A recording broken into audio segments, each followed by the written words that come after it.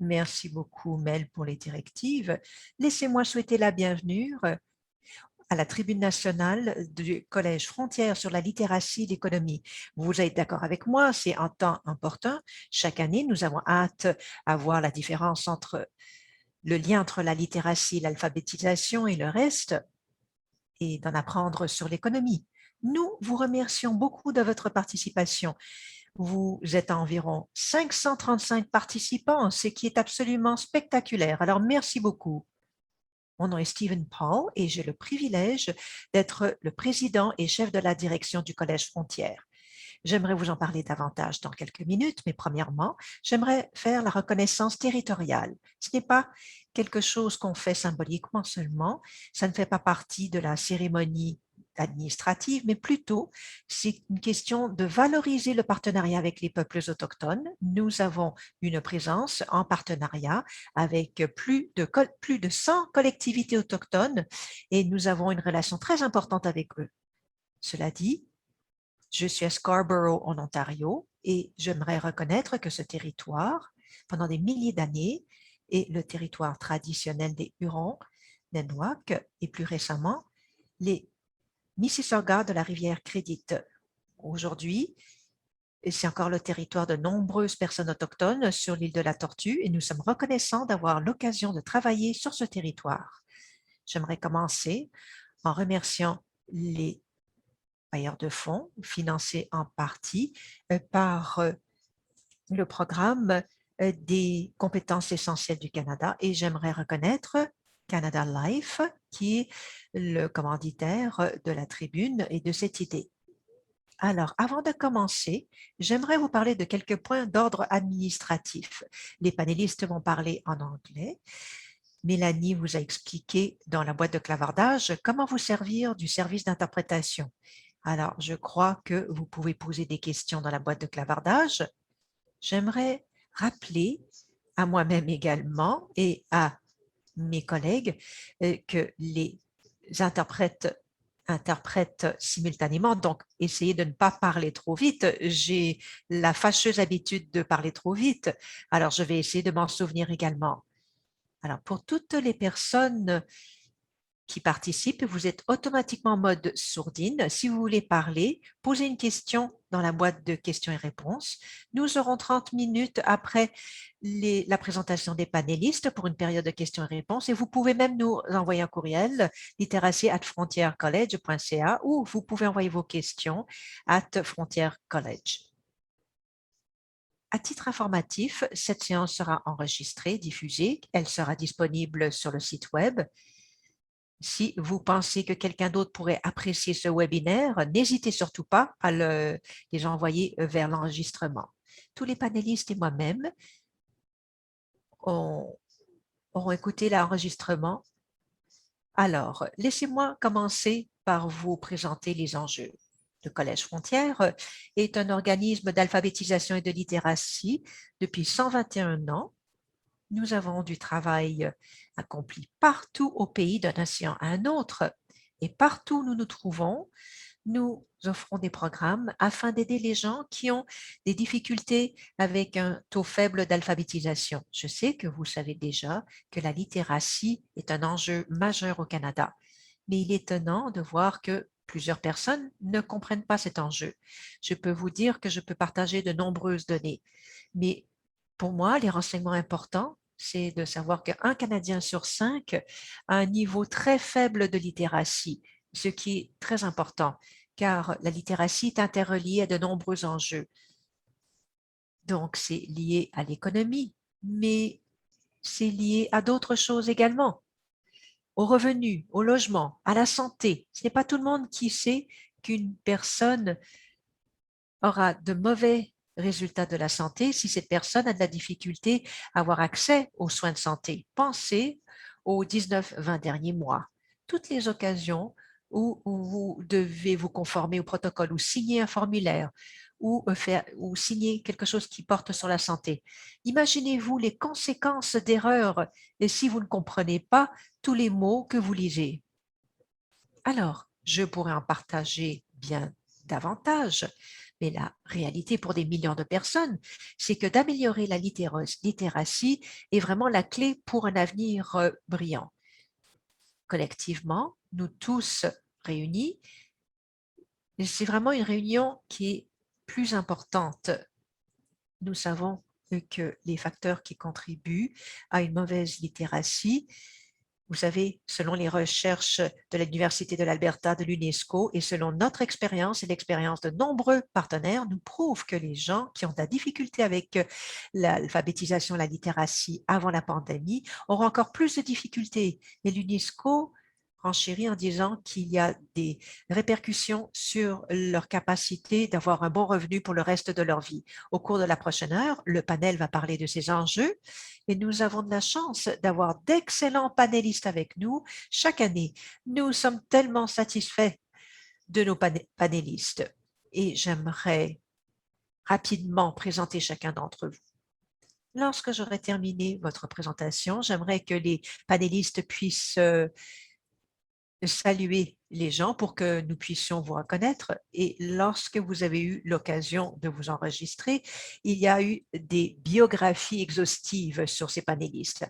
Alors, je ne vais pas passer en revue à nouveau toutes ces biographies, mais ce que j'aimerais dire, c'est que nous avons des personnes formidables et j'aimerais en partager un petit peu.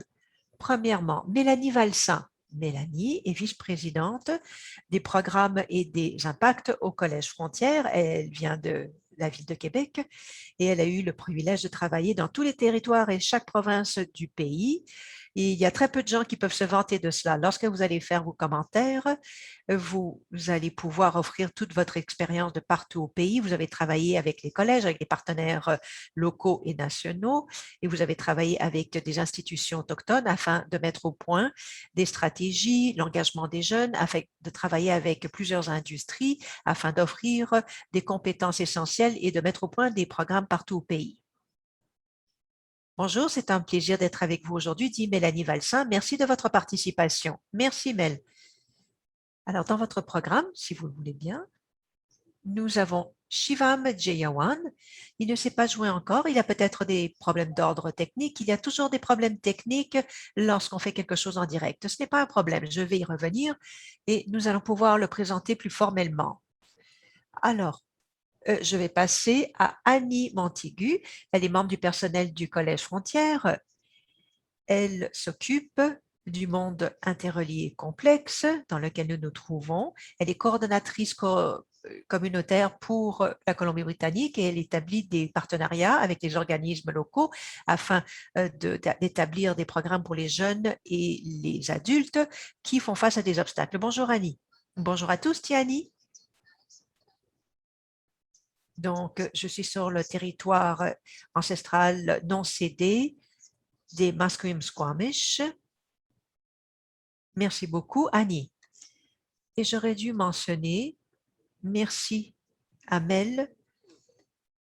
Mel, il y a une heure, s'est rendu compte qu'elle devait être une panéliste. Nous avions quelqu'un qui a eu un programme, un ennui de santé, a eu un ennui de santé. Alors, merci beaucoup, Mel. Et elle a pris la place de cette personne. Et ensuite, j'aimerais vous présenter Craig Alexander, qui est président de Alexander Economics View et économiste en chef et consultant exécutif à Deloitte LLP.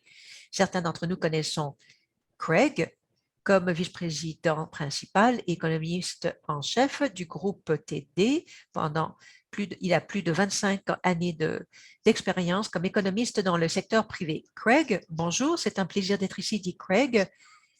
Donc, j'appuie le Collège Frontières et j'ai déjà été un membre du conseil d'administration du collège. Alors, vous connaissez la cause. Commençons par vous, Craig, puisque vous avez été membre du conseil d'administration. Parfois, il y a des économistes qui participent et qui jouent l'avocat du diable.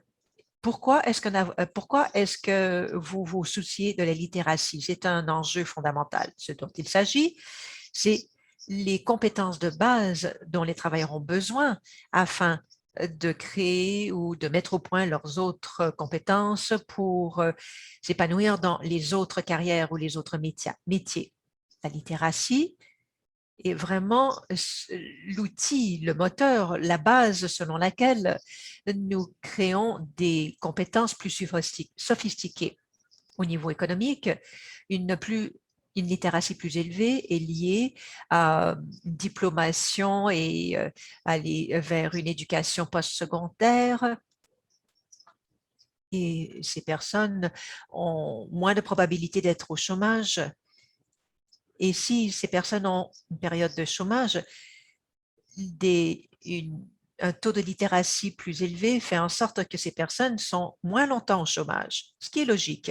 Actuellement, nous sommes dans un monde où la demande en compétences change constamment et les gens qui ont des compétences en littératie ont plus de capacité à poursuivre leur éducation, ont une plus grande portée afin de changer leurs compétences alors que les demandes du marché du travail changent. Alors, d'un point de vue du marché du travail du Canada, c'est tout à fait essentiel.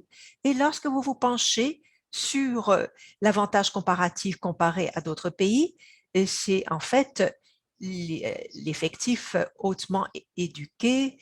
En fait, c'est notre population. Et ce qu'on peut remarquer dans les données, c'est que les gens qui ont un niveau de littératie plus élevé ont tendance à avoir un meilleur revenu. Ces gens, d'un point de vue des affaires, il y a beaucoup de raisons pour lesquelles les entreprises devraient se soucier de ces enjeux, car les travailleurs qui embauchent ces travailleurs qui ont un taux plus élevé de littératie, ces employés font moins d'erreurs. Il y a un meilleur rendement, il y a une meilleure productivité. Et puisqu'il y a tous ces avantages d'affaires, vous avez également de grands avantages pour les travailleurs et à l'économie. Alors, le modèle que j'ai créé lorsque j'étais à la Banque TD nous a prouvé que si vous éleviez le niveau de littératie à un niveau souhaité dans une économie moderne, avancée et hautement numérisée, vous pourriez créer 800 000 emplois de plus, compte tenu du fait que le marché du travail s'est épanoui. Je ne serais pas étonnée si ce serait la création d'1 million d'emplois, ce qui augmente la productivité. Alors, pour chaque augmentation d'1% dans la littératie, on voit une augmentation d'1,5%, en fait, une augmentation de 2,5% dans la productivité du marché du travail. C'est selon les estimations de Statistique Canada. Ce que cela signifie, c'est que si les gens qui ont très peu de littératie et les gens qui ont des compétences en littératie, mais pas au même niveau qui est lié à des bons résultats d'emploi, vous pouvez ajouter près de 100 milliards de dollars à l'économie canadienne. Alors actuellement, nous essayons de nous sortir d'une pandémie. Et ce qu'on remarque dans le marché du travail en ce moment, c'est que la majorité des entreprises ont des pénuries de travailleurs. Et les pénuries de travailleurs ne sont pas nécessairement dans les secteurs où les employés ont perdu leurs emplois. Donc, il y a un manque de jumelage entre les compétences en ce moment. Donc, il y a des emplois sans personne pour les combler et il y a des personnes qui n'ont pas d'emploi.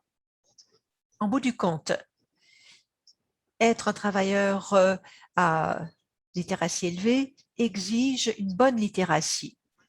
Alors, lorsque Steven a mentionné au départ, je pense que c'est un Canadien sur 5 qui a des taux très faibles de littératie. N'oublions pas que ce sont des compétences qui représentent un spectre de différentes compétences. Certaines ont de la difficulté à lire des formulaires de base. Certaines personnes ont des compétences en français et en anglais, ce qui les empêche quand même d'avoir des emplois. Et souvent, ces personnes n'ont pas l'impression d'avoir un problème de littératie. Ce que ces gens ne comprennent pas, c'est les occasions qui peuvent s'ouvrir à eux avec de meilleures compétences en littératie. Donc, c'est vraiment un enjeu économique, répond Craig. Merci. Donc, vous avez parlé de chiffres très importants. Vous parlez de 1 milliard de dollars à l'économie et vous avez raison. Il y a des personnes qui ont des difficultés avec la littératie. Moi, j'ai mentionné les personnes qui sont au niveau très bas de la littératie, mais un autre chiffre important, c'est que la moitié des Canadiens ont des problèmes. Peut-être que ce sont des gens que vous avez mentionnés ou identifiés, des gens qui peuvent lire ou calculer, mais qui ont de la difficulté à remplir un formulaire. Donc, nous avons entendu parler de l'aspect économique. Parlons un peu plus de l'aspect humain. Commençons par les types de programmes dans lesquels vous participez et ce que vous voyez à la base. Qu'est-ce que vous voyez à la base? C'est-à-dire, pendant la pandémie, comment est-ce que cela touche leur situation? Lorsqu'on parle de l'économie, comment est-ce que cela touche leur capacité à travailler et ainsi de suite? Et oui, répond Annie. Ce que j'aimerais dire d'abord, c'est que nous sommes très reconnaissants d'être en partenariat avec des individus et des organisations dans les territoires de la Colombie-Britannique qui travaillent sans relâche pour soutenir nos communautés vibrantes. Depuis la dernière année et demie, nous avons appris à naviguer dans un environnement changeant. De nombreuses collectivités ont eu plus de créativité, plus de dévouement et ont regroupé des compétences afin de continuer à faire une différence. Il est très important de savoir que nous continuons à faire face à des obstacles systémiques qui portent surtout sur l'inégalité. Alors, un enjeu majeur que nous avons beaucoup mentionné l'année dernière à la tribune sur la technologie et la littératie, c'est l'accès inéquitable à l'Internet et la technologie. Voici un sujet qui est en continu, même après toutes les transitions qui se sont produites depuis la dernière année. Mais le changement sociétal à l'accès a d'un côté offert plus de flexibilité. De nombreux programmes qui étaient en personne sont maintenant en ligne. Mais ce sont surtout des travailleurs à compétences élevées qui peuvent aller en ligne, les apprenants avec Internet chez soi qui profitent de cette technologie. D'un autre côté, cela a créé de plus grands obstacles pour les individus et les familles. Le monde en ligne se fait surtout en anglais. L'Internet et les logiciels, lorsque on n'en a pas accès dans un espace public, coûte très cher et peut être un fardeau financier. De nombreuses personnes n'ont pas de ressources fiables, telles que des classes, des ateliers ou des membres de la famille qui peuvent les aider dans l'apprentissage numérique. Nous avons remarqué qu'il y a des répercussions auprès de la population des aînés et des nouveaux immigrants, mais c'est vraiment, on retrouve ces personnes défavorisées dans tous les paliers de la société. Un des organismes avec lesquels nous établissons un partenariat, c'est une organisation qui est axée sur la littératie chez les adultes. Nous établissons un partenariat avec la Burnaby House, qui est destinée à soutenir la programmation et qui se fait sur les lieux physique et ensuite on va dans les collectivités et on offre un soutien aux personnes qui ne sont pas au courant ou ne savent pas comment avoir accès à ce soutien numérique. En plus de cela, il y a une augmentation de la précarité d'emploi et d'inégalité. Vous savez, souvent, les emplois de base sont pas aussi bien payés et ne sont pas stables. Des apprenants devaient rester chez eux. Alors, souvent, ces apprenants devraient s'occuper de leurs enfants pour que les parents puissent aller à l'extérieur pour travailler, ce qui mettait leur famille et leurs enfants à risque. Et de plus, les enfants avaient du retard. De plus, il y a la question de santé mentale, il y a la question de stress, d'épuisement. Les gens vivent continuellement avec de l'incertitude dans de nombreuses facettes de leur vie. Annie, vous avez soulevé plusieurs enjeux et nous allons y revenir et nous allons nous pencher sur certains enjeux. Mel, vous avez eu l'occasion d'écouter cette discussion. Ce que Annie a mentionné, c'est la difficulté à avoir accès aux programmes en ligne. Et je sais que lorsqu'on examine la situation informellement, les gens peuvent dire, vous savez, les gens ne peuvent pas se rencontrer en personne, mais les gens peuvent le faire en ligne. Est-ce que c'est vrai pour tout le monde? Qu'est-ce que vous remarquez? Qu'est-ce qu'on fait pour les gens qui ont de la difficulté à avoir une connexion Internet? C'est une question très importante, répond Mel, Stephen. Ce que nous avons remarqué au Collège Frontière, et Annie, vous l'avez mentionné plus tôt, c'est que lorsque la pandémie nous a touchés, nous avons perdu la communication avec de nombreux apprenants. Nous avons recréé cette communication au cours des semaines et des mois après. Avec certains apprenants, il était impossible de trouver une communication par le biais de l'Internet, soit car les gens n'avaient pas accès au logiciel ou à une connexion Internet. Par exemple, vous avez mentionné au début de la tribune nous travaillons en partenariat avec de nombreuses collectivités des Premières Nations inuites et Métis. Certains partenariats chez les Métis ont beaucoup de programmation en personne et lorsque nous avons commencé à offrir les programmes en ligne, il était très difficile pour certains apprenants d'avoir accès à une bande passante afin de se connecter à Zoom ou à Teams. Alors, il a fallu faire preuve de créativité. Par exemple, nous avons pu nous servir de téléphone ou d'autres moyens de se connecter avec les apprenants. Mais la question d'accès est tout à fait essentielle.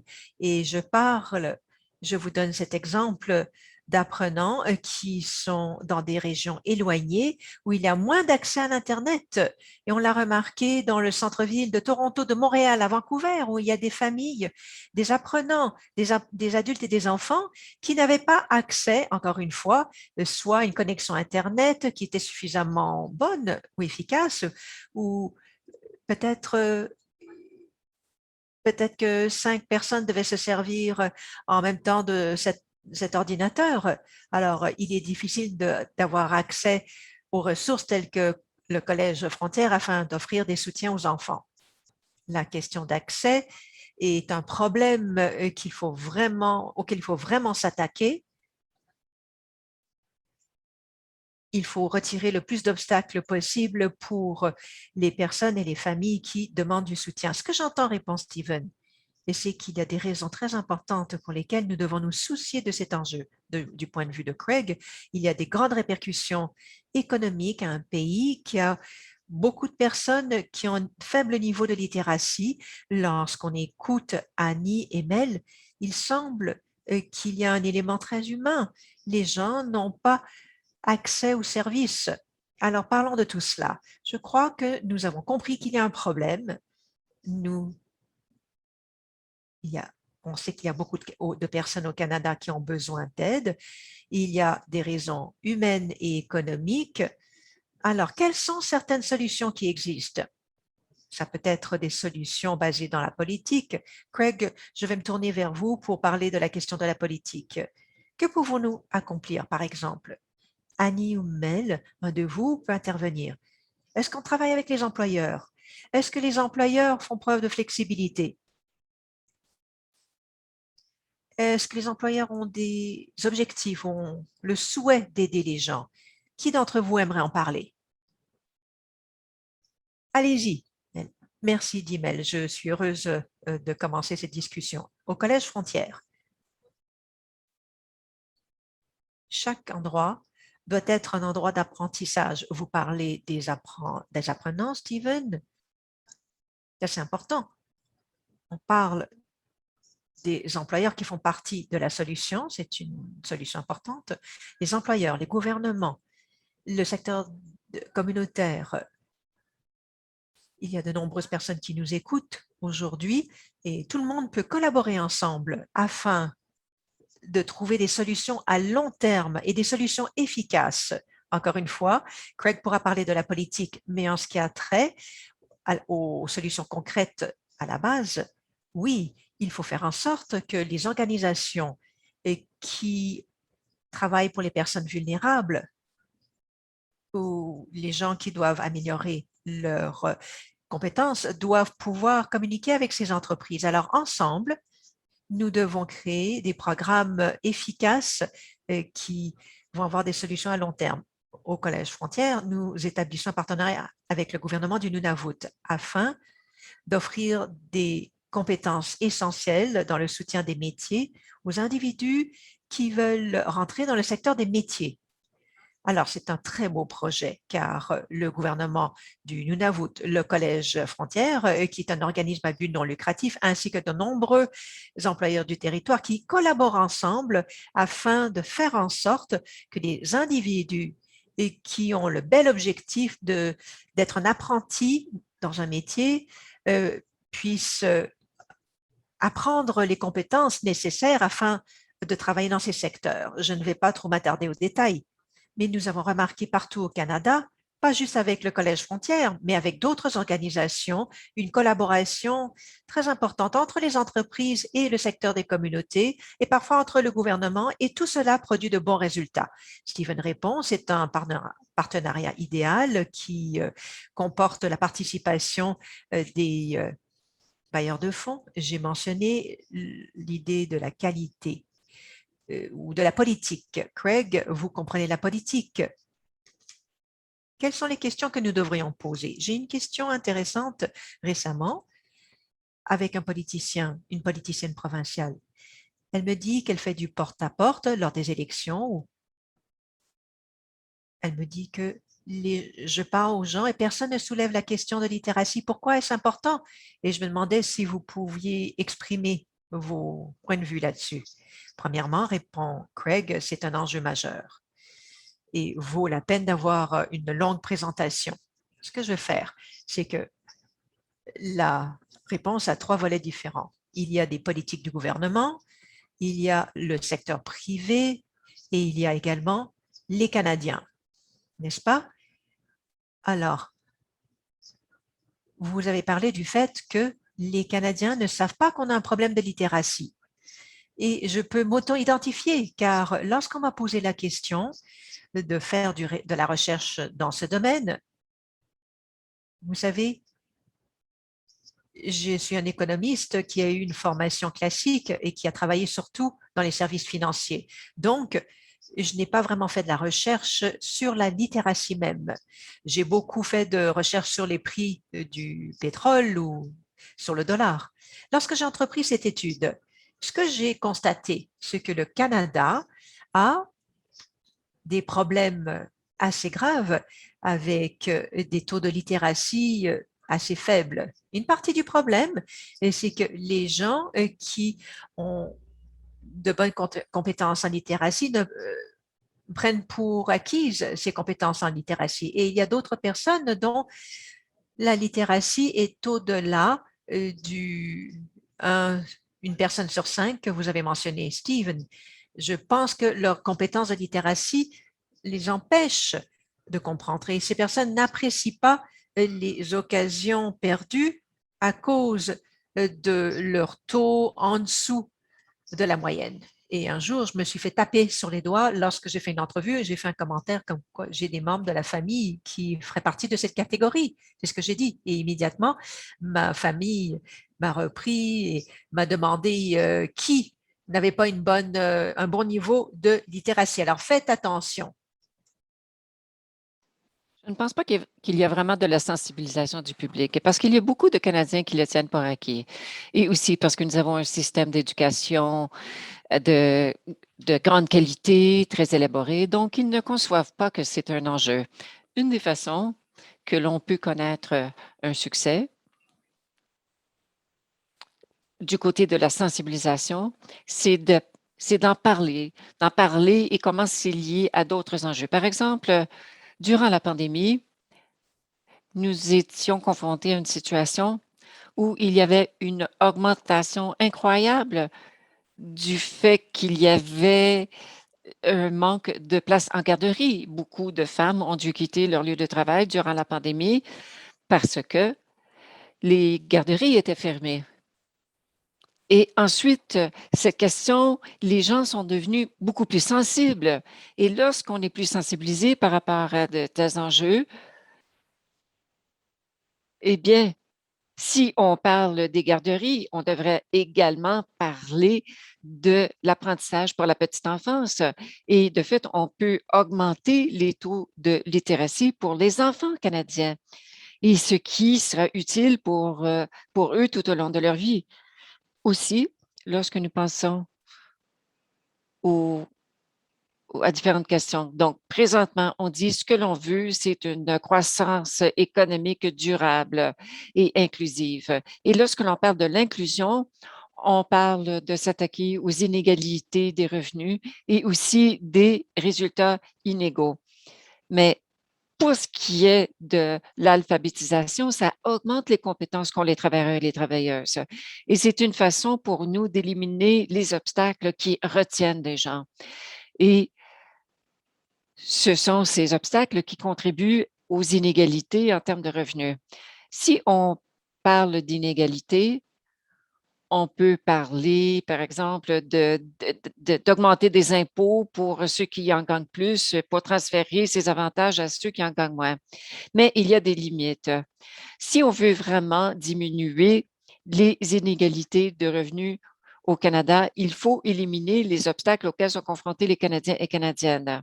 Et ici, je parle des obstacles qui empêchent les femmes, des Néo-Canadiens, les personnes de couleur, les personnes ayant un handicap, les Autochtones, c'est-à-dire tous les groupes qui sont confrontés à davantage de défis par rapport aux successions. On peut éliminer ces obstacles, on va pouvoir réduire l'inégalité des revenus. L'alphabétisation n'est pas une solution pour régler tout cela, mais c'est un élément important pour tenter de réduire les inégalités. Au niveau gouvernemental, il y a quand même un défi parce que lorsque l'on parle de la littératie, eh bien, les provinces sont responsables de l'éducation et le gouvernement fédéral est responsable ou a du moins des programmes pour ce qui est des compétences. Donc, je vais généraliser ici pour dire, par exemple, que les compétences des adultes, c'est une question fédérale, alors que l'éducation des enfants, c'est une compétence provinciale.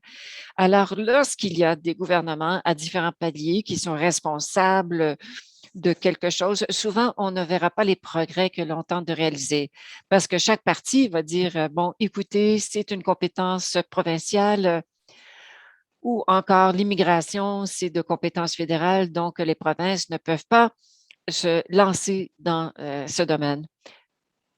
Mais je crois que c'est aussi un défi au plan de la politique publique. Ce que l'on constate présentement, c'est que le gouvernement fédéral, en tout cas le gouvernement fédéral qui vient d'être élu, euh, semble vouloir aller de l'avant avec ses politiques au niveau de la toute petite enfance. Et je pense qu'il y a maintenant 8 provinces qui ont signé des ententes avec le gouvernement fédéral pour participer à ces programmes d'enseignement auprès des jeunes enfants. Donc, ce que l'on constate, c'est que l'on peut collaborer. On juge que si c'est suffisamment important, on peut collaborer. Donc, je crois qu'il y a un appétit pour qu'il y ait davantage de politiques pour améliorer la littératie au Canada, mais on doit aussi établir un lien pour ne pas seulement régler la littératie, mais aussi pour régler d'autres grands enjeux auxquels on est confronté au Canada. Autre question qui peut être particulièrement frustrante, c'est qu'en gros, les entreprises se plaignent que le système d'éducation ne génère pas des employés qui sont prêts à travailler. Mais si on regarde, par exemple, les budgets affectés à la formation ou encore les budgets de formation au Canada sont exceptionnellement peu élevés. Si on remontait dans le temps, les entreprises investissaient davantage dans la formation de leurs travailleurs et de travailleuses. Ce que j'ai constaté au niveau des programmes de formation, c'est que les entreprises canadiennes vont payer pour une formation pour des compétences spécifiques, mais pas pour des formations de compétences générales. Si je m'adresse à mon employeur et je lui dis, écoutez, moi, j'aimerais savoir comment utiliser ce logiciel précis pour pouvoir accomplir mes tâches, l'entreprise va dire, oui, ça va, nous allons couvrir les frais de la formation. Mais si on dit à l'employeur, je voudrais améliorer mes compétences linguistiques, souvent les entreprises résistent à payer pour ce genre de formation. Et c'est à ce moment-là qu'il y a un problème du côté du marché. Donc, il y a un une possibilité pour le gouvernement d'intervenir. Lorsqu'on entend parler, par exemple, des programmes fédéraux, provinciaux, je crois sincèrement que l'alphabétisation doit faire partie de ce genre de programme parce que pour ce qui est des compétences plus élevées, peut-être les entreprises vont défrayer les coûts, mais les entreprises ne sont pas prêtes à investir pour des compétences générales, même si c'est à leur avantage. Je n'ai donc pas de solution, mais c'est un obstacle important. Merci beaucoup. Vous avez mentionné une chose et j'aimerais y revenir par rapport à l'apprentissage précoce. Annie, nous avons parlé des partenariats, nous avons parlé de politique également. Je suis intéressée de savoir ce que vous pensez de tout cela. Mais nous parlons beaucoup de la littératie dans un contexte où les gens cherchent un emploi. Bien sûr, ça fait partie de ce que nous faisons et qu'il y a un lien avec l'économie. Mais dans cet échange, est-ce qu'on manque de tenir compte de certaines personnes qui ne sont pas prêts à occuper un poste? Peut-être que leur niveau de littératie est beaucoup plus faible. Est-ce qu'il y a un risque de ne pas tenir compte de ces gens si on concentre trop nos efforts sur l'économie? Oui, c'est important lorsque nous parlons de la reprise économique. Il faut regarder à des plus grands changements de système pour s'assurer qu'il y a davantage de partage. Et dans un des rapports des Nations unies disait que les effets négatifs n'ont pas nécessairement un impact égal par rapport à la reprise. Lorsque l'on parle de l'économie, c'est un sujet complexe. Il y a beaucoup d'enjeux sociaux également. Il y a aussi la question de la sensibilisation. Nous devons tenir compte comment nos systèmes économiques modernes ont été désavantagés, ont désavantagé plusieurs personnes, par exemple les Autochtones, notamment, par exemple, une économie qui est fondée sur l'exploitation des ressources. Et à ce moment-là, il y a eu des gens qui ont été touchés de façon négative et il n'y a qu'un certain groupe de gens qui ont profité. Cela étant dit, nous devons vraiment faire la promotion d'avoir accès égal aux occasions, pas seulement par des systèmes économiques officiels que l'on connaît et qui fonctionnent présentement, mais aussi appuyer des nouveaux genres plutôt de représentation. Donc, par exemple, de façon à ce que les personnes qui travaillent à l'extérieur des secteurs traditionnels puissent avoir une voix. Si cela vous semble logique, c'est important d'appuyer les gens qui représentent une grande diversité des gens, pas seulement les gens qui contribuent à l'économie. Est-ce que cela répond à votre question, Steven? Oui. Et Mélanie, vous vouliez ajouter quelque chose? Oui, merci, Annie. Lorsque je vous écoutais, c'est très intéressant.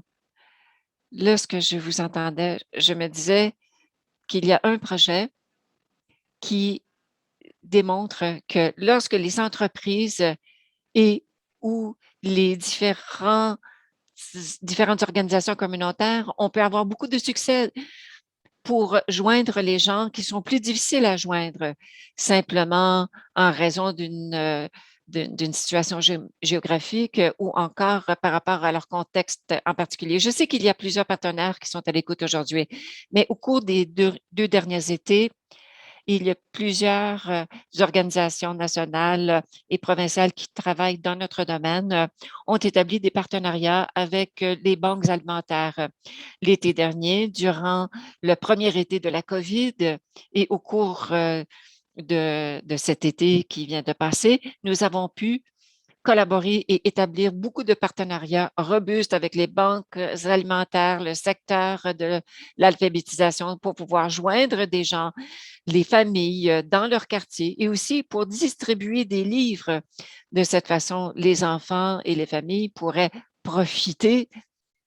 Et de fait, le programme en tant que tel s'appelait Read on Canada, Lisez Canada. Donc, je suis très fière du fait que Collège Frontières et d'autres organisations ont pu concevoir ce programme, le mettre sur pied, parce que l'impact était incroyable. Des livres gratuits distribués partout au Canada, dans le Grand Nord également, et ce, par le biais d'une collaboration qui a été très efficace. Et encore une fois, l'éducation et l'alimentation. On ne se dit pas toujours, ah, peut-être qu'on devrait travailler ensemble, mais lorsque l'on pense aux gens que l'on tente de joindre, qu'est-ce que l'on tente d'accomplir? Lorsque l'on prend le temps de s'asseoir entre secteurs, nous pouvons accomplir de grandes choses pour joindre les personnes qui sont plus difficiles à joindre. Est-ce que je pourrais revenir sur cette question, à savoir si on prête trop d'attention à l'économie? Tout d'abord, il y a un commentaire qui a été affiché dans la section clavardage. Il y a beaucoup de commentaires intéressants. Et Scott Murray a affiché à quelques reprises, plutôt qu'il y avait une étude en 2020 qui démontrait un impact plus positif dans l'amélioration de la littératie, sur la création d'emplois, sur la productivité. Alors, moi, ce que je dis, que ça pourrait ajouter 1 million d'emplois, 100 milliards de dollars, vous pourriez juger que, de fait, c'est un estimé très conservateur. Mais pour revenir à ce que vous avez dit, Stephen, lorsque l'on parle de l'économie, il faut comprendre de quoi parle-t-on. Il y a une obsession, notamment au sein du secteur économique. Nous parlons de mesures, des actions de politique qui font en sorte que la croissance augmentera, comme si l'augmentation de la croissance économique, c'était l'objectif. Nous mesurons la croissance économique par le PIB. Alors, on se pose la question, comment est-ce que cela va ajouter au PIB? Mais vous savez, le PIB, ce n'est pas l'objectif. Ce que l'on veut vraiment, et l'objectif véritable, c'est une prospérité augmentée. Ce que l'on veut d'avoir, de fait, c'est d'avoir une augmentation de ce côté. Lorsque l'on parle de la prospérité économique, on se dit, bien, on veut augmenter, améliorer les normes de vie. Mais vous savez, tout le monde au Canada contribue à cela d'une certaine façon. Donc, ça pourrait être des travailleurs et des travailleuses qui gagnent un revenu, mais aussi des travailleurs et des travailleuses qui sont dans des postes non payés, des gens qui travaillent ou font des choses de la maison, des gens à la retraite qui continuent à contribuer à leur communauté. Et tout cela a des répercussions par rapport à l'économie. Il y a un lien très fort entre des communautés saines et aussi un niveau de vie, une qualité de vie à la hausse. Je suis très sensible au fait que l'on ne fait que se concentrer sur les emplois et le PIB, parce que je crois que l'économie, c'est beaucoup plus large. Il y a une raison pour laquelle l'économie, c'est une science sociale. De fait, on parle de gens, de personnes. On ne peut pas avoir une économie saine si on n'a pas une société saine. Et cela revient à l'argument, à savoir la littératie, comment éliminer des obstacles, aider les gens à s'épanouir. Et ça, c'est de cela dont on parle lorsque l'on parle de la croissance inclusive. Lorsque moi, je dis que l'on devrait investir pour améliorer les niveaux de littératie, je ne parle pas seulement que d'augmenter la productivité et le PIB. Nous avons quelques questions et je voudrais rappeler les gens que vous pouvez utiliser la fonction questions et réponses en bas de votre écran Zoom ou vous pouvez nous envoyer un courriel à l'adresse fournie au début. Je vais commencer avec une question, mais une personne a posé la question suivante. Comment pouvons-nous avoir un modèle de financement holistique? Donc, je tiens pour acquis que la question est la suivante, et corrigez-moi si j'ai tort. Comment pouvons-nous obtenir du financement pas seulement pour appuyer une personne, mais des familles et des communautés, donc une approche plus holistique. Nous avons mené une recherche ici au collège il y a quelques années. C'était une étude qui portait sur la littératie et la pauvreté. Et une des recommandations, c'est que oui, nous regardons les programmes de façon holistique, mais y avait-il quelqu'un en particulier qui aimerait prendre le micro? Mélanie, allez-y. Oui, rapidement, je voudrais revenir à ce que j'ai dit plus tôt. Si nous voulons des modèles de financement et si nous voulons changer ces modèles et qu'ils soient holistiques encore une fois, nous devons avoir des coalitions. Nous devons voir plusieurs secteurs qui travaillent ensemble pour s'adresser au gouvernement, pour leur dire, oui, le secteur de la littératie, nous aurons un impact, mais si on collabore avec un autre secteur de l'économie ou de la société, eh bien, cet impact pourrait être doublé et on pourra joindre plus de gens. Pour ma part, la solution, c'est toujours la collaboration, les partenariats, des interventions intersectorielles. Mais pour revenir à ce qu'a dit à cette personne, des programmes holistiques, mais aussi une coalition qui pourrait s'adresser ensemble au gouvernement. Si, par exemple, le Collège Frontières et d'autres organisations exercent des pressions, font du lobbying auprès des gouvernements fédéraux, provinciaux ou territoriaux, oui, on pourrait avoir des résultats, mais si nous sommes 10 voix ensemble, je crois que nous avons plus de chances d'avoir des changements systémiques. Et nous pourrons avoir un impact, à savoir comment les programmes sont déployés. Je reviens à ce que vous avez dit par rapport à la collaboration entre les organisations de sécurité alimentaire et la littératie. Moi, j'ai travaillé dans le domaine de la sécurité alimentaire par le passé et les gens me disaient, mais vous devez vous organiser. Et les gens me disaient, écoutez, vous avez un programme alimentaire le lundi après-midi et un peu plus tard, ailleurs, il y a un programme de lecture le lundi après-midi et aussi, il y a un programme de préparation à l'emploi le lundi après-midi. Vous pourriez vous rassembler, vous pourriez dire, écoutez, moi, j'offrirai le programme le lundi matin, mais vous, le lundi après-midi et vous ailleurs. Mais je voyais que vous hochiez de la tête en disant, oui, alors voulez-vous ajouter quelque chose, Annie? Oui, je suis d'accord avec Mélanie. C'est vraiment une question de collaboration et pour ma part, ça fait toujours partie de notre travail, de travailler avec les communautés, de trouver des solutions. Mais je voudrais revenir à la question de l'éducation de la jeune enfance, une programmation qui est holistique et qu'il y aura des avantages pour plusieurs personnes. Je sais que Craig a préparé beaucoup de rapports sur l'éducation précoce plutôt, mais nous avons des exemples ici en Colombie-Britannique par rapport à l'éducation de la petite enfance. Il y a quelques années, la province a présenté un cadre d'apprentissage pour la petite enfance, mais en plus de comprendre que si des programmes d'alphabétisation sont présentés tôt, eh bien, il y aura des bons résultats au niveau des adultes, mais je sais que Craig a parlé également de l'économie, mais cela permet aussi aux parents de participer dans la société de d'autres façons.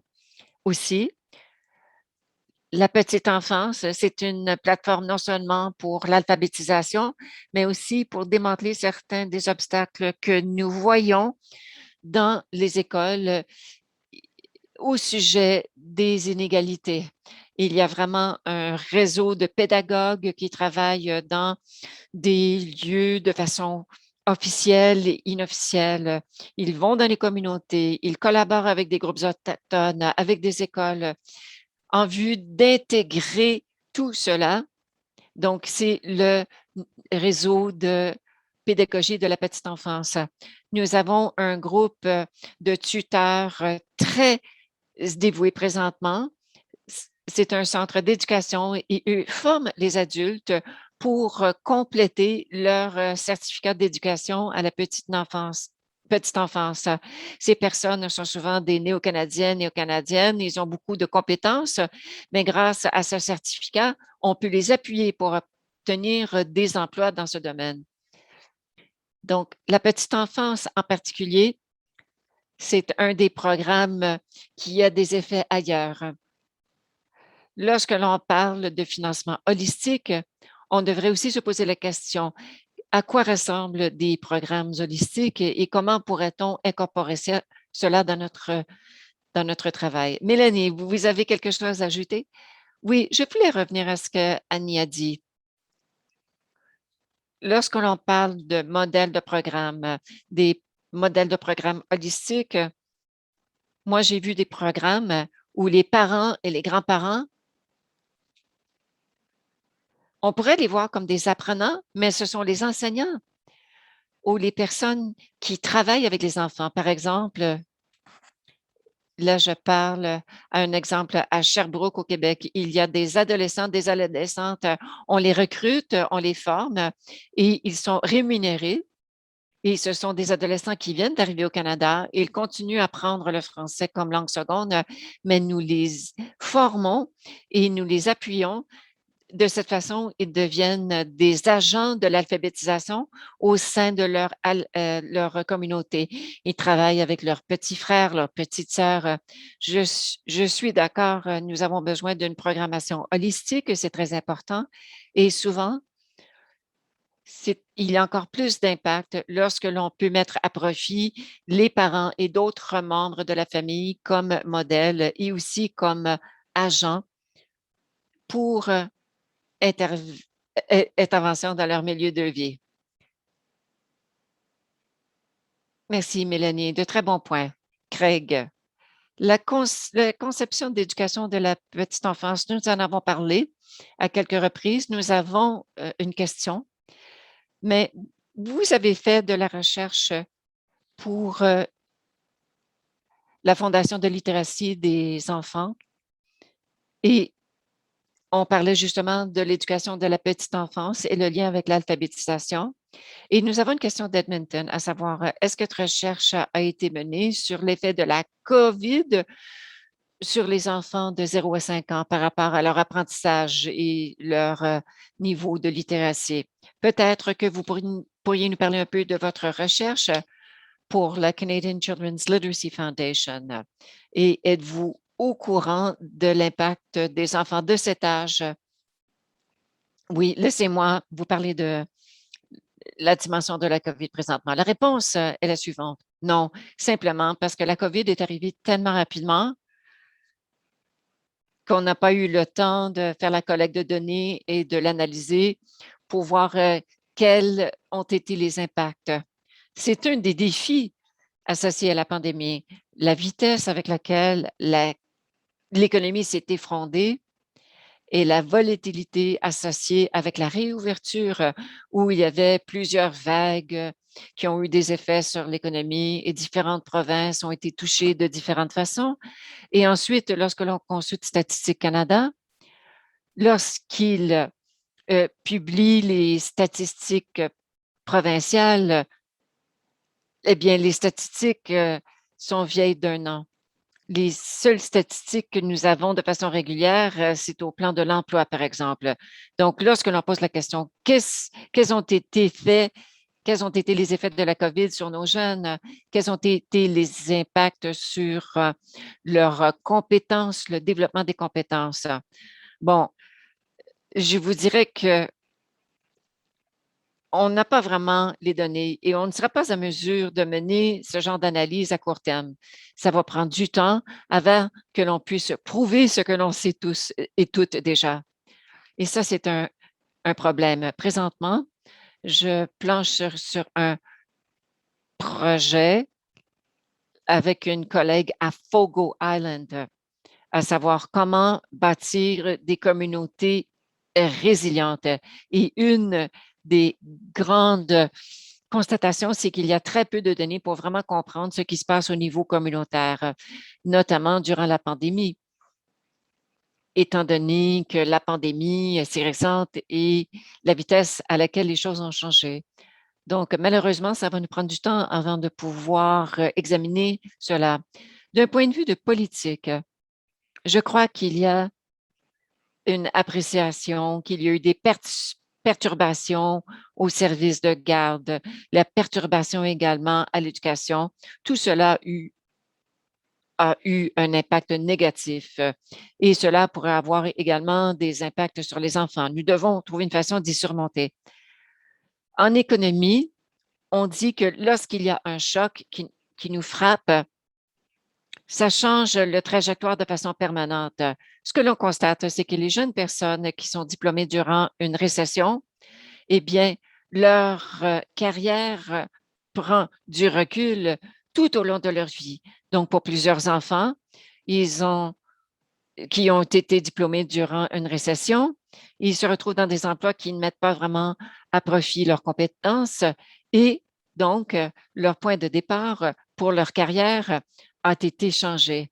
Certains vont pouvoir rattraper le retard, mais d'autres non. Et nous devons penser à cela en fonction de la pandémie également. Éventuellement, nous allons constater que l'impact que la pandémie a eu sur les enfants, et vous savez, les pertes d'emplois ont surtout été au niveau des emplois à faible revenu et donc des impacts sur les femmes, les jeunes, les personnes de couleur, les autochtones, les personnes ayant un handicap, toutes les populations vulnérables. Et toutes ces populations se sont vues être plus susceptibles de perdre leur emploi et donc ont été plus touchées par les perturbations de la pandémie. Donc, comment, encore une fois, pouvons-nous surmonter cette situation?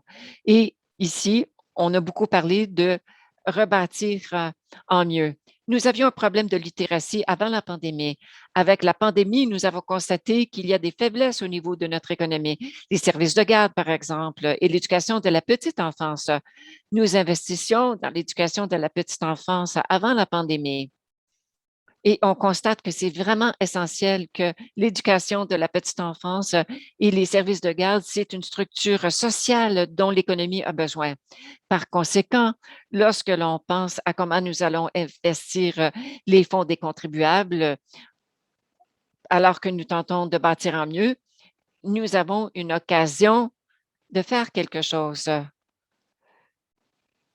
Lorsque Annie parlait d'établir des partenariats avec d'autres groupes. Je suis d'accord que nous devons collaborer avec certains groupes pour tenter de remonter ou, pardon, pour régler certains problèmes. Et c'est ce que je tentais de dire lorsque je disais qu'il faut lier l'alphabétisation à d'autres enjeux. Par exemple, vous, vous voulez réduire la pauvreté? Eh bien, la littératie peut vous aider de ce côté-là. Vous voulez améliorer le développement des compétences des enfants, vous voulez avoir une population active plus résiliente à l'avenir, eh bien, l'alphabétisation de l'éducation de la petite enfance peut aider. Vous avez d'autres problèmes? Par exemple, si vous voulez avoir un dialogue intelligent, éclairé sur le changement climatique, avoir une population qui a un score de littératie plus élevé, ça veut dire que les gens pourront davantage participer à une discussion sur un enjeu de cette taille. Si on veut parler, par exemple, comment améliorer le taux de participation des élections, eh bien, il y a un lien avec l'alphabétisation. Les personnes qui ont un score de littératie plus élevé sont plus susceptibles d'aller voter parce qu'ils sont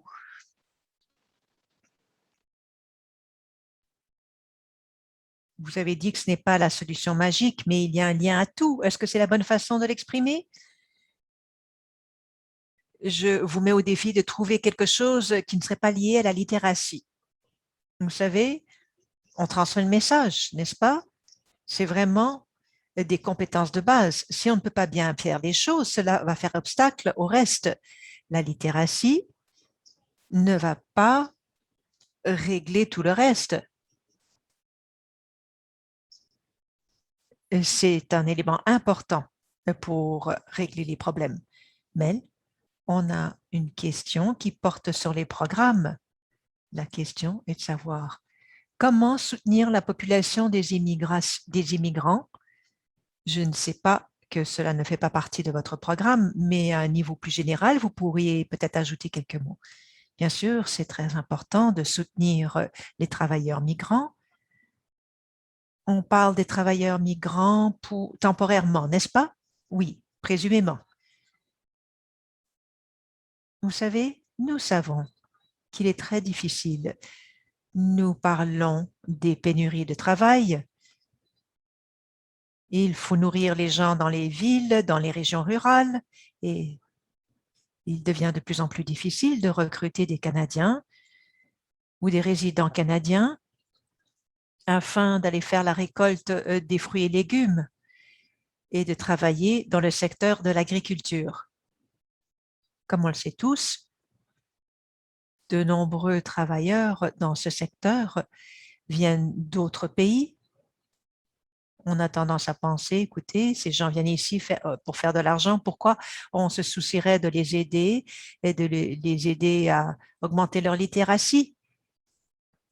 Et si, ce que j'aimerais dire, c'est que si nous voulons garder ces travailleurs, si on veut les garder en sécurité, si on veut que ces gens gardent leur emploi,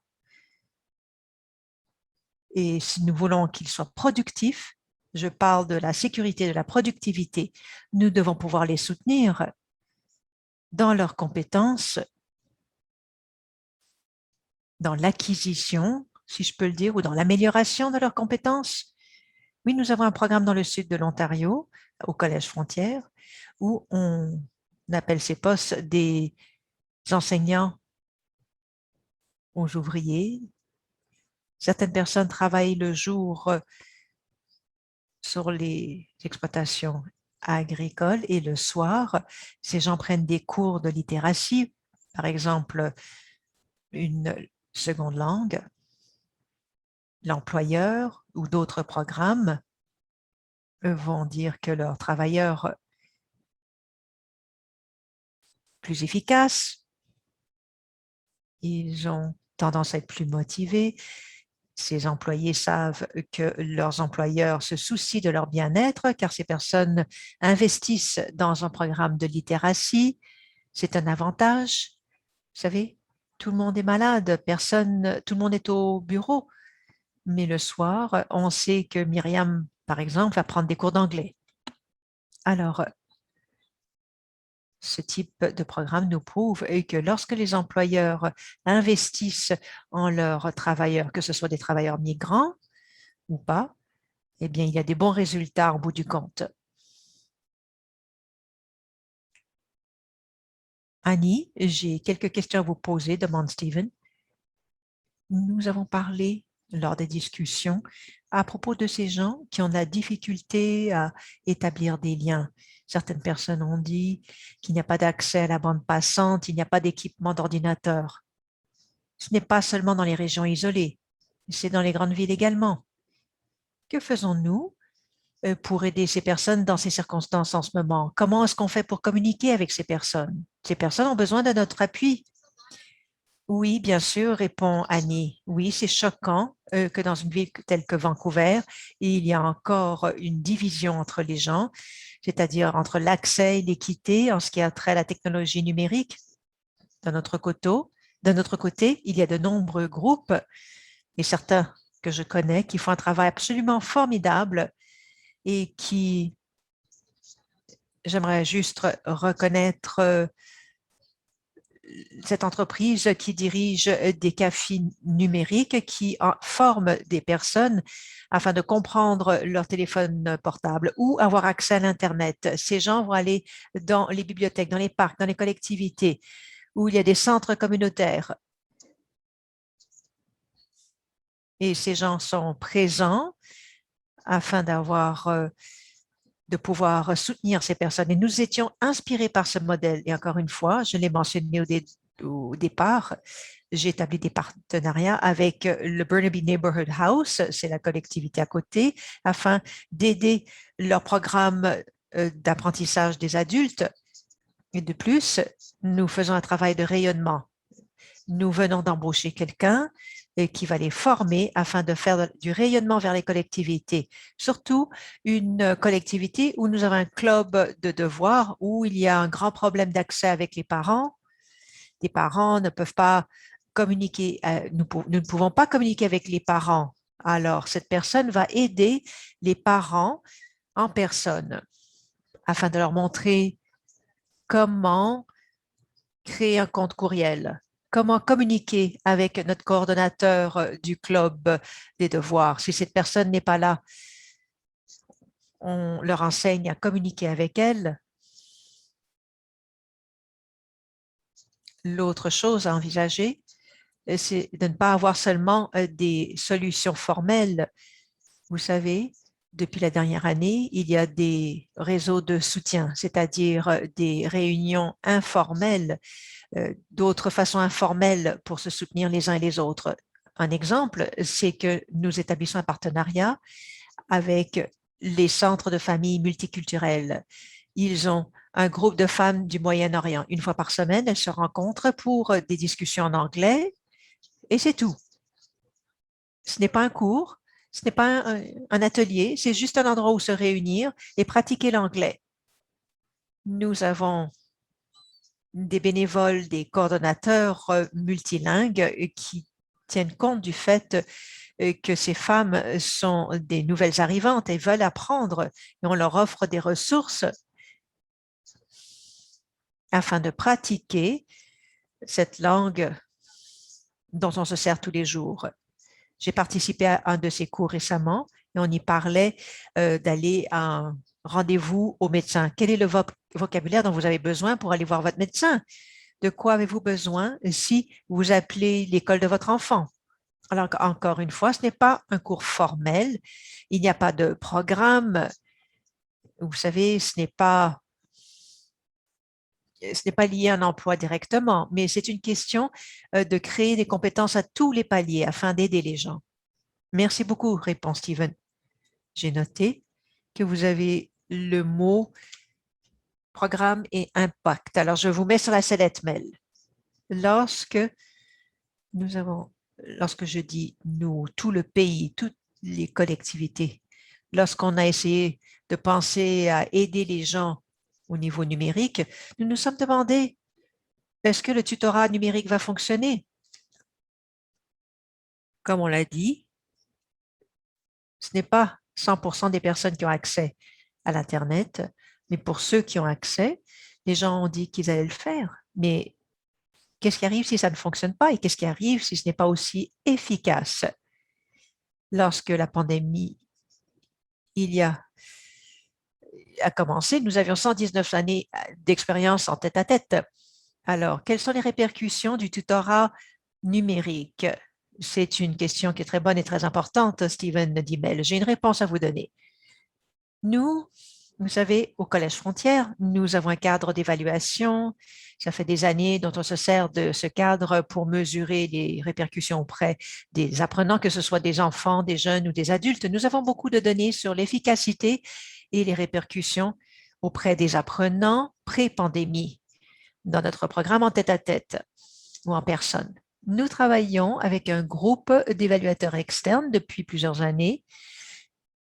Ces personnes nous ont aidés à mettre au point notre cadre d'évaluation lorsqu'il y a eu la pandémie et qu'il a fallu tout mettre nos programmes en ligne.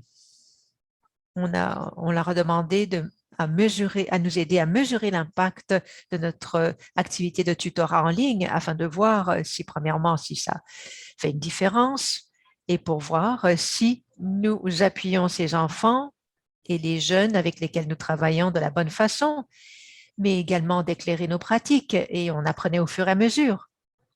C'était très important pour nous de savoir si oui, s'il y a des répercussions et qu'est-ce qu'il fallait peaufiner ou changer afin d'augmenter l'influence que nous avions. Avec un groupe d'évaluateurs, nous avons entrepris une étude et une évaluation de notre tutorat en ligne.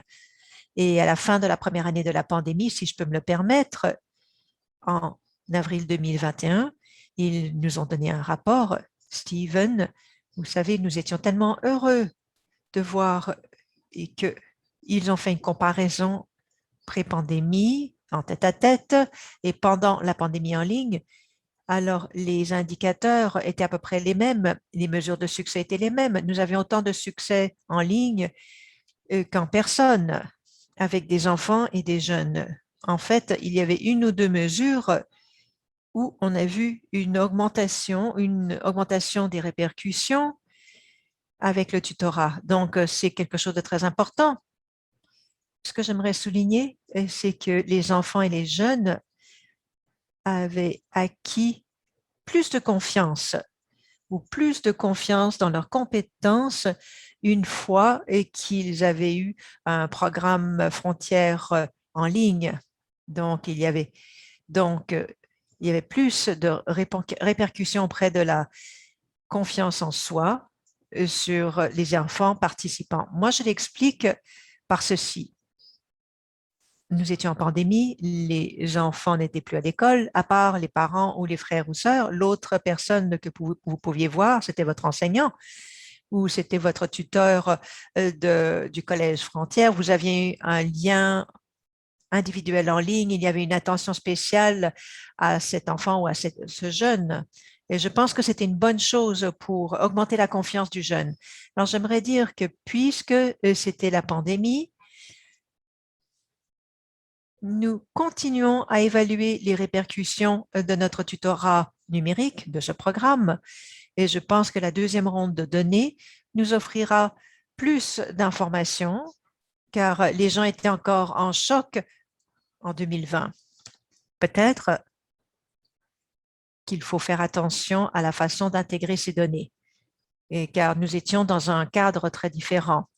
Maintenant, c'est la deuxième année. J'ai très hâte de voir les résultats de ces données et si les mesures sont pareilles d'une façon ou d'une autre. Oui, c'est une bonne chose à entendre. Lorsque je pense aux différentes réponses, mais il y a des gens qui ne peuvent pas avoir accès à l'Internet, mais là, pour ceux qui ont accès, les programmes sont efficaces selon les études précoces. Nous avons une question. Presque tout le monde le sait. Elle a une question. Craig, c'est peut-être spécifique. Je ne sais pas si quelqu'un s'est penché là-dessus. Comment est-ce que la pandémie a touché la distribution des compétences de littératie en milieu de travail? Il dit que c'est des niveaux plus bas que l'on trouve dans des emplois à compétences plus faibles et ce sont des emplois où il y a une pénurie d'employés. Je ne sais pas si vous avez une réponse à cela. Répond Craig, malheureusement, ce sera semblable à l'autre réponse sur la COVID. Nous n'avons pas de données sur les pertes d'emploi selon la littératie. Cela dit, lorsque vous examinez les résultats du marché du travail et les répercussions, vous savez, l'intuition dans cette question est tout à fait juste. Alors, de manière disproportionnée, les emplois perdus pendant la pandémie étaient au bas de la distribution des revenus. Et par conséquent, il y a une plus grande part de ces emplois ou une plus grande part de la perte d'emploi s'est faite dans des emplois sans compétences ou avec peu de compétences et ce qui est lié à des personnes. Et ça, c'est vraiment une généralisation. Il faut être très prudent. Mais moi, je m'attends à ce qu'en moyenne, il y a des gens qui ont moins de capacités en littératie qui seraient capables d'être dans cette catégorie-là. Et ce qu'on a remarqué, c'est que des travailleurs à compétences élevées étaient moins touchés. Et en fait, on a vu beaucoup de croissance dans la demande de l'emploi pour des emplois à compétences plus élevées. Alors, lorsque vous allez voir la composition d'un point de vue de l'industrie, où vous voyez des pertes d'emploi ou des gains en emploi, on les voit surtout dans les services financiers, dans les services professionnels, dans les soins de santé, dans l'éducation et dans la technologie de l'information, le monde numérique. En fait, ça aurait dû être le premier dans cette catégorie. Et en moyenne, vous aurez des taux de littératie plus élevés dans ces secteurs et au bas de l'échelle, où sont les pertes d'emploi? Les pertes d'emploi sont dans les services alimentaires, tourisme, la culture et d'un partage temps plein ou temps partiel, il y a eu plus de pertes d'emploi dans les emplois à temps partiel et les gens qui ont peu de littératie ont plus tendance à avoir plusieurs emplois à temps partiel pour boucler les fins de mois. Et nous savons encore une fois, lorsque vous commencez à écouter les secteurs et les emplois dans ces secteurs et que vous constatez les pertes d'emploi, vous vous attendez à ce que vous allez voir plus de pertes d'emploi pour les femmes, les gens de couleur, les nouveaux arrivants, etc. Donc, les personnes autochtones et ainsi de suite. Ce que nous pouvons voir, c'est que ce choc a touché davantage nos travailleurs et travailleuses les plus vulnérables. Et je dirais que les faibles compétences en littératie vont être concentrées dans ce groupe. J'en suis sûre qu'à l'avenir, lorsque nous disposerons de bonnes données, nous serons en mesure d'en parler de manière plus éclairée. Je suis absolument convaincue que les données le confirmeront sans aucun doute, mais nous n'aurons pas de chiffres définitifs. Cela m'amène aussi à un commentaire. Et ici, je fais une petite parenthèse et j'essaie de suivre la discussion, les échanges dans la section clavardage. Et c'est vraiment la meilleure discussion que j'ai vue. J'ai passé énormément de temps sur Zoom, Teams et ainsi de suite. Je ne sais pas s'il y a une façon, après cette session, pour obtenir une copie de ce qui a été dit dans la section clavardage, parce qu'il y a vraiment quelques très bons liens dans cette section pour des bonnes sources de données et d'informations. L'un des commentaires qui revient sans cesse dans la section clavardage de différentes manières, ça concerne comment mesurer l'impact. Je pense que l'un des problèmes que nous avons est que nous n'avons pas de bonnes données sur l'impact des programmes d'alphabétisation. Dans certains cas, nous pourrions en fait améliorer les programmes d'alphabétisation au Canada en réduisant la gamme de programmes que nous avons ici au pays. Si nous disposions de bonnes données sur les programmes qui ont le plus d'impact, qui ont le meilleur impact sur l'amélioration des compétences, nous pourrions probablement améliorer la prestation et l'amélioration de l'alphabétisation avec l'argent déjà disponible. Je ne pense pas que nous ayons suffisamment de données dans ce domaine. Chaque fois que je fais une recherche à ce sujet, je finis par retourner aux mêmes sources. C'est un ensemble de données très limité. Je ne pense pas que l'alphabétisation suscite autant d'intérêt lorsqu'il s'agit de la couverture des données. Je pense que c'est un défi, en particulier avec des gouvernements qui font des déficits massifs. Quand on veut aller demander, s'il vous plaît, investissez plus dans ma cause, votre discours aura plus de résonance si vous avez des données pour l'étayer. C'est-à-dire, si vous me donnez tant d'argent, voici l'impact que vous aurez. Et c'est quelque chose que j'ai pu faire avec l'éducation de la petite enfance en soutenant justement les études à ce sujet et aussi la Fondation McCain. C'est-à-dire que nous avions des données qui nous ont permis de montrer que si vous investissez tôt dans la, la petite enfance, voici le retour que vous aurez. Et je sais qu'il y aura des commentaires à savoir qu'il ne s'agit pas seulement d'argent et de dollars. Mais si vous voulez vraiment convaincre un politicien, une politicienne de défendre votre cause, ou si vous voulez qu'un fonctionnaire la soutienne, plus vous avez de données, plus vous avez de chances de réussir. Et c'est un élément important. Et la dernière chose, et peut-être que les gens pourraient me le dire dans la section clavardage, chat, parce que je ne connais pas la réponse à cette question, mais j'ai été très mécontent lorsque le financement des programmes d'alphabétisation au Canada a été considérablement réduit. Et ce, avant le premier mandat du gouvernement fédéral libéral. Voici ce que j'en comprends. une grande partie du cadre d'alphabétisation a été démantelée parce que le financement allait presque exclusivement vers des groupes qui offraient des programmes. Et, et qu'en était-il de l'argent pour faire de la recherche ou des groupes de coordination qui coordonnaient entre les différentes organisations? Tout ce cadre a perdu un financement.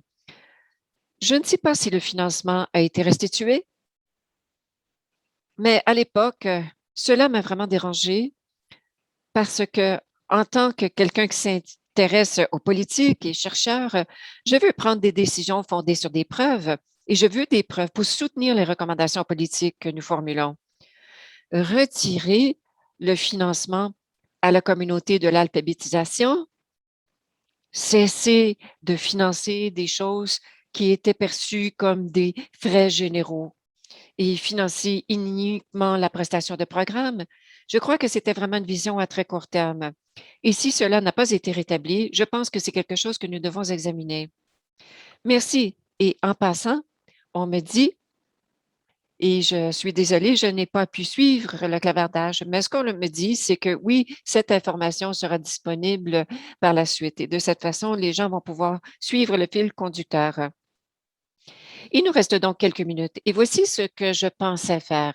J'aimerais demander aux conférenciers conférencières aujourd'hui si vous aviez des dernières réflexions. Alors, je vous pose la question, que voudriez-vous que les personnes qui participent aujourd'hui retiennent? Et Mélanie, j'aimerais vous remercier encore une fois. Vous avez été exceptionnelle. On vous a avisé 1 heure avant cette session qu'on avait besoin de vous. Donc, merci de votre souplesse. Donc, commençons avec vous. Qu'est-ce que vous aimeriez que les participants et participantes aujourd'hui retiennent? Je pense que j'ai commencé avec cette notion, Steven. Donc, je vais répéter ce que j'ai dit au début, mais j'appellerais ça un appel à l'action. Je crois sincèrement que la clé, c'est de rétablir le financement pour la recherche dans le domaine de l'alphabétisation et aussi pour que les organisations aient la capacité d'évaluer leur propre travail pour voir quels sont les impacts, mais aussi pour orienter leurs pratiques et leurs programmes. Ou encore, s'il s'agit simplement d'influencer, de parler au gouvernement à tous les paliers, pour qu'ils soient enthousiastes, si je peux me permettre de dire, par rapport à toute cette question de l'alphabétisation, parce qu'ils vont voir que c'est avantageux au plan économique, mais aussi ils vont constater que s'ils investissent dans notre secteur, ils vont constater les avantages à tous les niveaux. Bon, ici, on parle de logement, l'emploi, la réduction de la pauvreté. On n'a pas parlé de la prévention de la criminalité aujourd'hui, mais je crois qu'il y a quelqu'un qui a soulevé cette question dans la section clavardage. Donc, si nous travaillons ensemble, et lorsque je parle ensemble, eh bien, ici, je parle entre les secteurs, au sein des secteurs, entre les secteurs. Et encore une fois, nous devons aller chercher l'appui du secteur des entreprises. Et ici, je parle à mes collègues du secteur sans but lucratif. Nous devons travailler ensemble. Nous devons obtenir l'adhésion du gouvernement si l'on veut résoudre ce problème. Et il y a une expression en anglais pour parler de tout cela, mais enfin, si nous voulons résoudre ce problème de l'alphabétisation ou réduire euh, ce problème au Canada, je crois que nous allons faire des gains à tous les niveaux. Nous savons que nous allons pouvoir le faire. Je ne sais pas ce que cela veut dire de façon concrète, mais aujourd'hui, j'ai regardé la section du clavardage. Il n'y a pas que des gens qui travaillent dans le secteur de l'alphabétisation. Je suis contente de voir qu'il y a plusieurs acteurs alentour de la table virtuelle aujourd'hui. Je ne sais pas si les gens ont des suggestions dans la section clavardage, mais je vous pose la question, quelle est la suite? Nous avons parlé des enjeux, nous avons des idées pour des solutions. Alors, comment donner vie à ces idées ensemble? C'est la question qui est un peu en suspens ici, mais voilà, un appel à l'action, c'est Ce sont de fait mes derniers commentaires. Alors, merci beaucoup, Mélanie. Et Craig, vous avez 90 secondes. Écoutez, c'est un grand plaisir. Plusieurs personnes qui participent à cet appel sont déjà des militants et des militantes dans ce domaine. Moi, souvent, je commence des présentations lorsque nous avons des conférences à personnes et je leur demande de lever la main. Combien d'entre vous pensent que le Canada a un problème d'alphabétisation qui doit être résolu? Et ensuite, tout le monde lève la main. Et là, je me dis, eh bien, vous êtes le mauvais public parce qu'au sein de notre communauté, il y a beaucoup de sensibilisation à savoir quels sont les impacts de l'alphabétisation. Je crois que notre grand défi, c'est de sensibiliser le public, puis ensuite s'engager auprès de tous les niveaux de gouvernement pour faire avancer ce dossier et plaider en faveur d'un investissement accru. Encore une fois, je vous mets au défi. Trouvez un problème que nous avons au Canada aujourd'hui et que l'alphabétisation ne contribuerait pas à résoudre. Et pour ceux et celles qui participent à l'appel aujourd'hui, vous êtes bien plus experts que moi sur ce sujet. Eh bien, j'espère que ce dialogue vous a donné de nouvelles idées sur la façon d'articuler les arguments en faveur de l'investissement dans l'alphabétisation. Merci encore une fois. Merci. Et maintenant, Annie, vous avez les derniers mots. Qu'avez-vous à partager? Oui, merci tout le monde.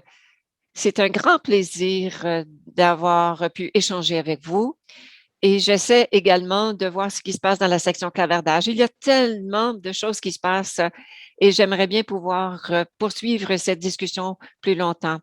Mais une chose à retenir qui n'a pas encore été dite, je crois que c'est important qu'on l'on continue à reconnaître à quel point ces questions sont interconnectées et que ça revient aux inégalités dans la société.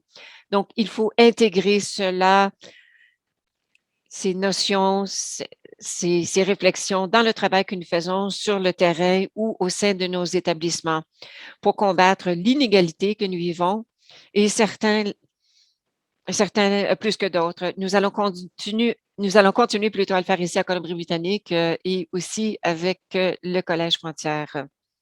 Et j'aimerais remercier tous nos conférenciers et nos conférencières et tous les participants et participantes aujourd'hui. J'ai l'impression que nous avons couvert beaucoup de sujets et encore une fois, je n'ai pas pu suivre ce qui se passait dans le chat, mais je vous remercie de votre passion. Et j'imagine que la dernière réflexion, c'est tout d'abord, j'aimerais remercier les conférenciers, conférencières et aussi notre commanditaire, le gouvernement du Canada, le programme d'éducation des adultes et compétences essentielles. Nous sommes grandement reconnaissants de leur investissement dans cette conférence et un rappel que cette conférence a été enregistrée. Vous allez pouvoir la visionner éventuellement sur notre site Internet. Et j'aimerais remercier certains membres de notre personnel, Jen, Karen et Meredith, qui ont tout organisé. Et pour terminer, je dirais qu'il y a un argument économique fort en faveur de l'alphabétisation. Il y a également un argument fort en faveur de l'alphabétisation. Et si je me fie aux discussions que nous avons aujourd'hui, ça va prendre beaucoup de travail, mais nous sommes plus forts ensemble que séparément. Je me réjouis de travailler avec vous tous et toutes et merci, à la prochaine.